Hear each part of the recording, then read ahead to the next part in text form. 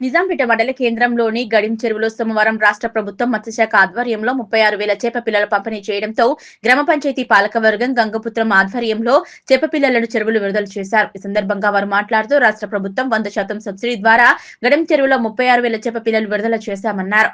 దీనిలో 14,400 కట్ల, 18,000 రావు, 3,600 మిర్గే రకాలను అందించారని గంగపుత్రుల అభ్యున్నతికి సహకరిస్తున్న రాష్ట్ర ప్రభుత్వానికి కృతజ్ఞతలు తెలుపుతూ ఈ కార్యక్రమానికి విచ్చేసిన పాలకవర్గానికి ధన్యవాదాలు తెలిపారు.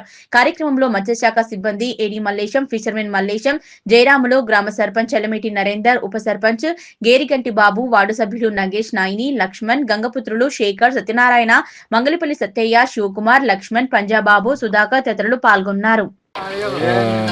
గడిమిచర్లో రాష్ట్ర ప్రభుత్వం అందించిన 100% సబ్సిడీతోని గడిమిచర్లో 36,000 చేప పిల్లలు పోయడం జరిగింది. దీనికి నిజాంపేట గ్రామ పంచాయతీ పాలకవర్గం వచ్చినందుకు ధన్యవాదాలు. అట్లాగే సబ్సిడీతో ఇచ్చిన చేప పిల్లలు రాష్ట్ర ప్రభుత్వానికి ధన్యవాదాలు.